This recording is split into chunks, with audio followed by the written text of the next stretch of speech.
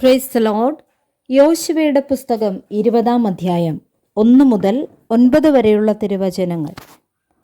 പിന്നെ യഹോവ യോശുവയോട് അരുളിച്ചെയ്തത്, നീ ഇസ്രായേൽ മക്കളോട് പറയേണ്ടതെന്തെന്നാൽ, അറിയാതെ അബദ്ധവശാൽ ഒരാളെ കൊന്നുപോയവൻ ഓടിപ്പോയി ഇരിക്കേണ്ടതിന് ഞാൻ മോശെ മുഖാന്തരം നിങ്ങളോട് കൽപ്പിച്ച സങ്കേത നഗരങ്ങൾ നിശ്ചയിപ്പിൻ.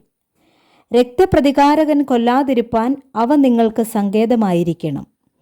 ആ പട്ടണങ്ങളിൽ ഒന്നിലേക്ക് ഓടിച്ചെല്ലുന്നവൻ പട്ടണത്തിൻ്റെ പടിവാതിൽക്കൽ നിന്നുകൊണ്ട് തൻ്റെ കാര്യം പട്ടണത്തിലെ മൂപ്പന്മാരെ അറിയിക്കുകയും അവർ അവനെ പട്ടണത്തിൽ കൈക്കൊണ്ട് തങ്ങളുടെ ഇടയിൽ പാർക്കേണ്ടതിന് അവന് ഒരു സ്ഥലം കൊടുക്കുകയും വേണം.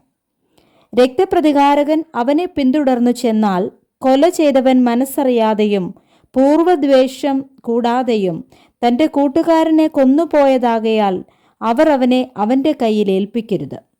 അവൻ സഭയുടെ മുമ്പാകെ വിസ്താരത്തിന് നിൽക്കും വരെയോ അന്നുള്ള പുരോഹിതൻ്റെ മരണം വരെയോ ആ പട്ടണത്തിൽ പാർക്കണം.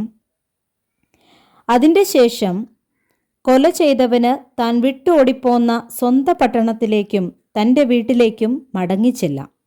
അങ്ങനെ അവർ നഫ്താലി മലനാട്ടിൽ ഗലീലയിലെ കേദസും, എഫ്രയീം മലനാട്ടിൽ ശേഖേമും, യഹൂദ മലനാട്ടിൽ ഹെബ്രോൻ എന്ന കിര്യത്തർബായും, കിഴക്ക് യെരിഹോവിനെതിരെ യോർദാനക്കരെ മരുഭൂമിയിൽ രൂബേൻ ഗോത്രത്തിൽ സമഭൂമിയിലുള്ള ബേസരും, ഗിലെയാദിൽ ഗാദ് ഗോത്രത്തിൽ രാമോത്തും, ബാശാനിൽ മനശ്ശെ ഗോത്രത്തിൽ ഗോലാനും നിശ്ചയിച്ചു.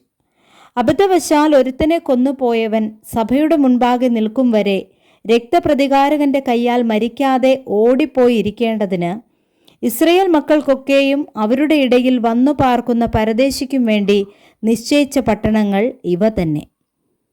Praise the Lord. വായിച്ച വേദഭാഗങ്ങളാൽ കർത്താവ് നമ്മെ ഏവരെയും സമൃദ്ധിയായി അനുഗ്രഹിക്കുമാറാകട്ടെ. ആമേൻ.